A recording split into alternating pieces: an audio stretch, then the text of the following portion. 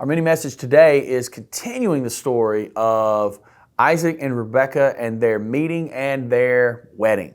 And if you remember from yesterday, if you hadn't watched yesterday's, I encourage you to go back and check that out. We talked about the servant that Abraham sent back to his relatives in his homeland instead of him marrying one of these Canaanite women. And so the servant, who we believe was named Eliezer, has some questions. And this is verses 5 through 9. It says, the servant asked, "But what if I can't find a young woman who's willing to travel so far from home?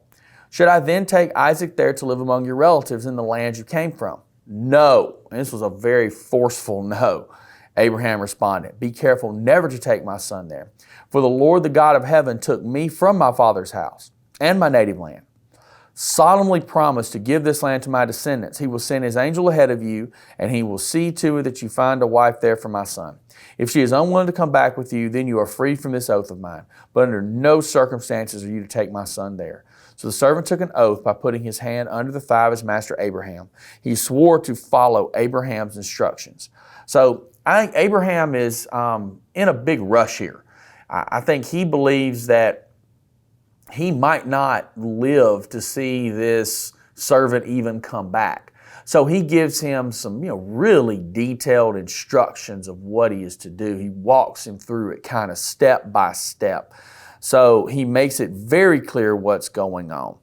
And an interesting question that is asked is, if I can't find a young woman who's willing to travel this far, because, hey man, this isn't like, going from Okeechobee to Fort Pierce. Okay, this is a long journey.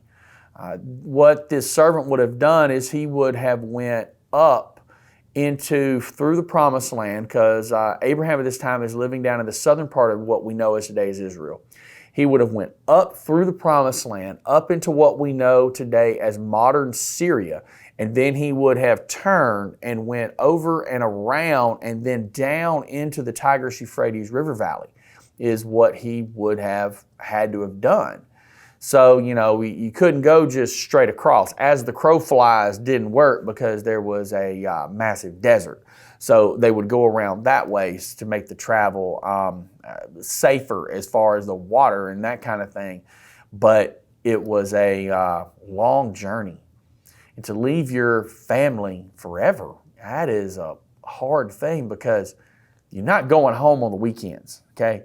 You're not living in Florida and you want to go see your mom in Virginia, so you catch a flight or you hop on 95 and you drive. It was a whole different ball of wax. So she was going to have to be a special person. But then Isaac could not leave the promised land. Abraham sees and understands very clearly the promised land was where he was supposed to stay, that he could not break this promise. He could not walk away from this covenant. He could not let his son go back to this place and abandon the land that God was going to give to him. So you guys have a good day, and we'll continue this story tomorrow.